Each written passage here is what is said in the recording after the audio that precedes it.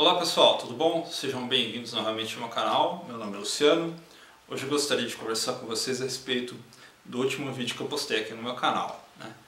Que é um vídeo que eu estou praticando um pouco algumas formas escaladas em algumas estruturas, né, em ruínas que tem aqui no Parque da Cidade em São José dos Campos, né? E alguns comentários que eu recebi também levantaram ali algumas dúvidas com relação à relação entre ninjutsu e parkour, né? E também alguns comentários tipo com relação à velocidade do movimento, né? Dá a impressão de que o movimento é devagar, fazer o movimento muito rápido por longas distâncias ou longos períodos pode ser cansativo, né? Então vamos comentar um pouco a respeito disso, né? Bom, primeiramente, com relação ao parkour e o ninjutsu, o parkour ele tem alguns movimentos que às vezes são um pouco parecidos com aquilo que a gente pratica dentro do ninjutsu, dentro de outras artes marciais que envolvem quedas e rolamentos, né? Mas é só uma semelhança de aparência, tá bom? A finalidade do movimento é diferente. Eu não pratico parkour, tenho alguns amigos meus que praticaram parkour já, mas eu conheço muito pouco a respeito. Pelo que eu sei, praticamente todo mundo deve saber, né? Parkour nasceu na França como uma forma de deslocamento mais rápido possível entre dois pontos. Não conheço nada a respeito do urbanismo da França, das cidades lá, não faço ideia de como que é, mas essa história que se conta por aí, né?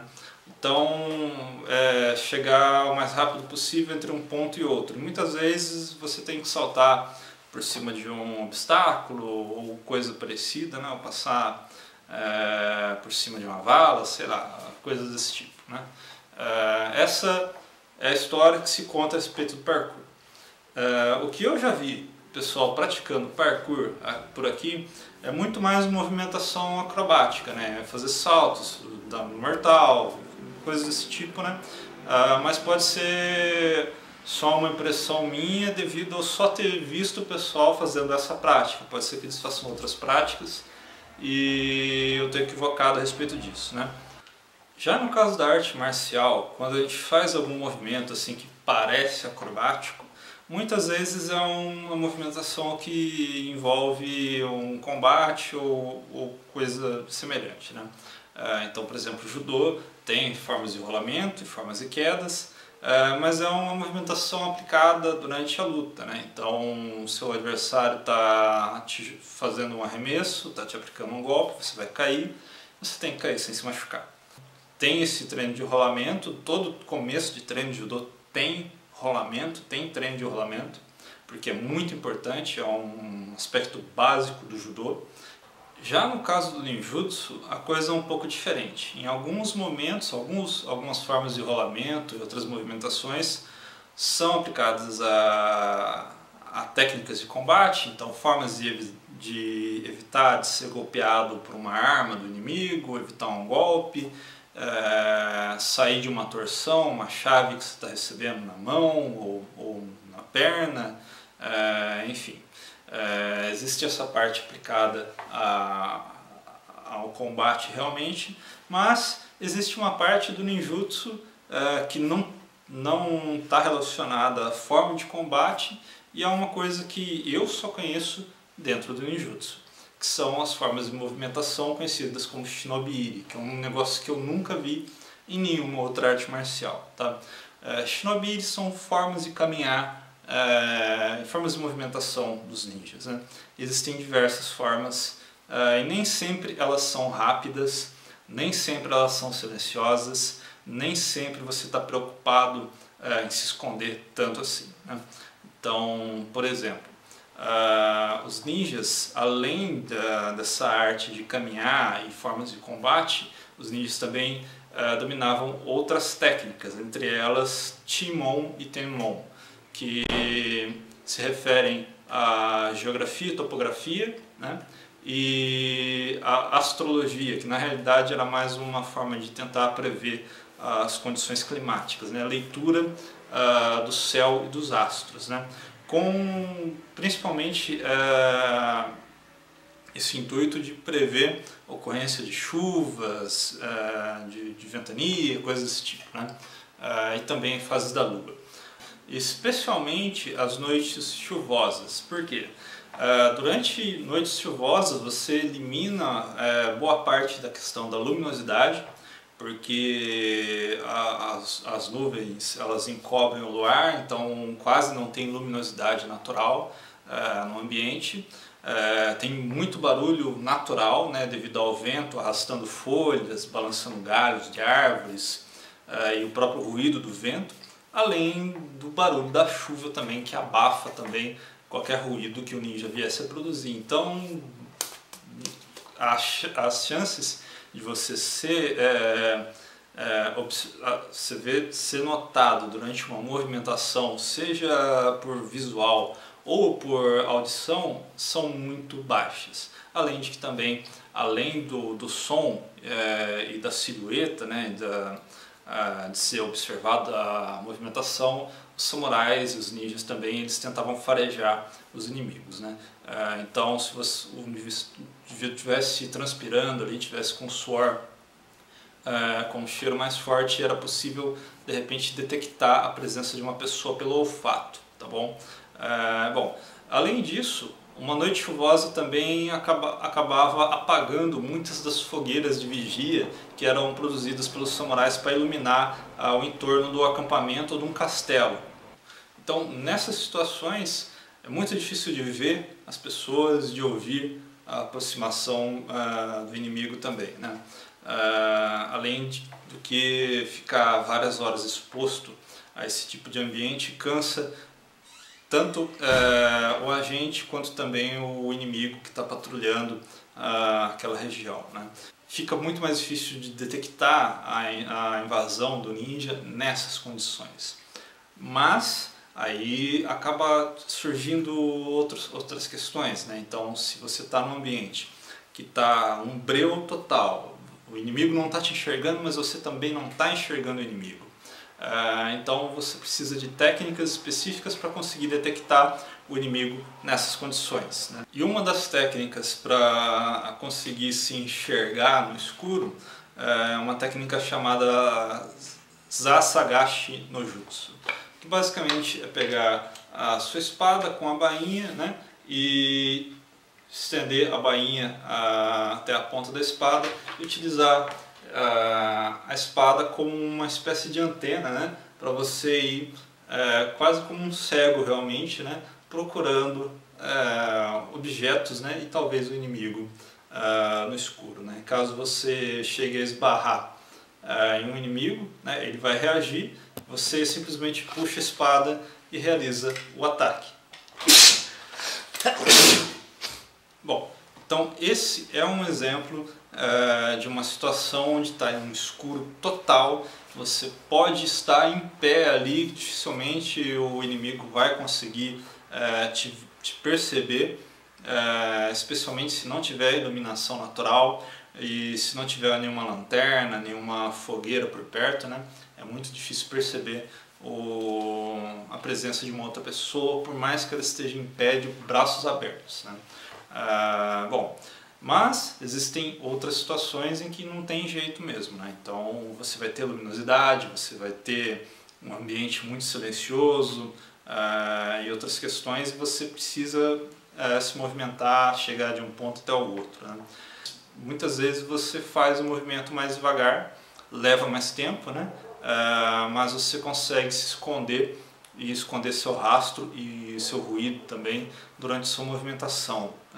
Normalmente esse tipo de técnica era realizado principalmente mais quando você detecta a presença do inimigo naquela região, né? Então, se não tem inimigo, você não precisa se preocupar em se esconder, né? Se tem inimigo, você toma mais cuidado durante aquela progressão por aquele terreno para não ser detectado, ou simplesmente permanece escondido, deixa a patrulha inimiga passar e depois que eles passaram você segue seu caminho, né? Em algumas situações o ninja utilizava formas de caminhada que são silenciosas, que não fazem barulho. Em outras situações o ninja até poderia correr fazendo barulho, principalmente durante uma fuga, quando ele estava sendo perseguido. Então o ruído já não era uma preocupação tão grande, já que você já foi detectado, você está sendo perseguido, né? Muitas vezes você caminhava e corria em uma certa direção, uma rota de fuga que já tinha sido pré-determinada, e armadilhas como o Tetsubishi já tinham sido espalhadas pela região. Você corria na direção dessas armadilhas, mas tem técnicas para se correr por cima dessas armadilhas sem se ferir, né? E atrair o grupo de perseguidores diretamente para essas armadilhas para que eles se machuquem. Em outras situações também, o terreno poderia ter características que acabavam atrapalhando, como um terreno onde facilmente vai ficar uma pegada, né? Então, por exemplo, a neve, por exemplo, né? Quando você tem neve e você pisa, você acaba deixando uma depressão ali, então o inimigo pode te rastrear pelas pegadas. Existem formas de caminhar que deixam pegadas num padrão um pouco bagunçado, que fica difícil você identificar se o indivíduo estava indo em uma direção ou em outra, né? Além disso, também em superfícies escorregadias, como por exemplo uma superfície que tivesse uma camada fina de gelo, também requerem formas específicas de você conseguir passar sem perder o equilíbrio, sem cair. Além disso, também outras técnicas eram necessárias para que o ninja conseguisse cumprir a sua missão, entre elas formas de escalar um obstáculo, né? Então poderia ser um obstáculo que você consegue superar sem o auxílio de ferramentas, como eu demonstrei no meu vídeo. Consegui subir até uma estrutura que é praticamente uma laje, sem o auxílio de nenhuma escada, nenhuma ferramenta. Mas os ninjas tinham formas de escadas e formas de cordas também específicas para escaladas, para conseguirem subir em obstáculos e pontos mais altos, né? E também em muitas situações os ninjas operavam em grupo, né? E muitas vezes os ninjas agiam de forma com que um desse apoio para o outro conseguir subir até um ponto mais alto, sem ter que saltar, sem ter que pôr o pé na parede, coisas que deixariam algum rastro, né? E fazendo menos barulho ainda, né?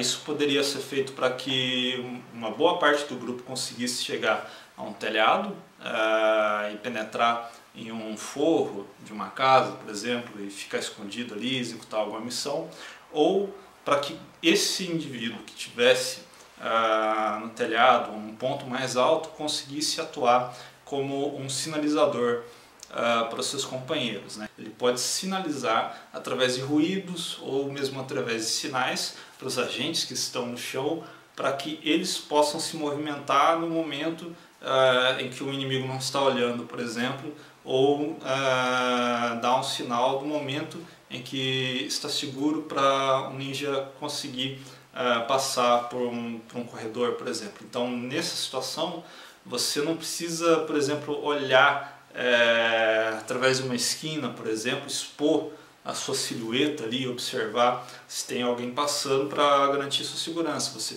permanece escondido, atento àquele outro agente que está num ponto mais alto, observando o terreno, né?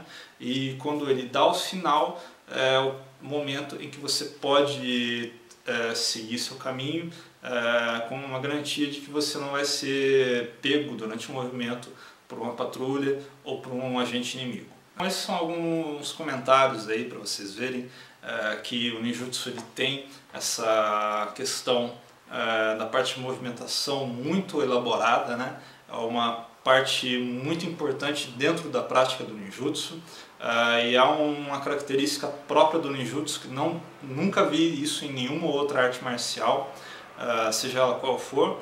E apesar de ter algumas semelhanças durante o treinamento com o parkour, os aspectos do porquê que você faz o movimento são bem diferentes, né? O parkour é tentar chegar o mais rápido possível, saltar por cima de obstáculos, e no caso do ninjutsu, essa movimentação algumas vezes ela é barulhenta, algumas vezes ela é silenciosa, algumas vezes ela é muito vagarosa, muito cansativa, em outras ela é rápida, em outras ela consegue subir árvores como forma de defesa e também formas de conseguir passar por armadilhas que você mesmo colocou sem que você acione nenhuma delas, tá bom? Se você gostou desse vídeo, por favor, deixe seu joinha, compartilhe esse vídeo com seus amigos e se você não é inscrito no meu canal, por favor, se inscreva. Muito obrigado por ter assistido esse vídeo e até mais.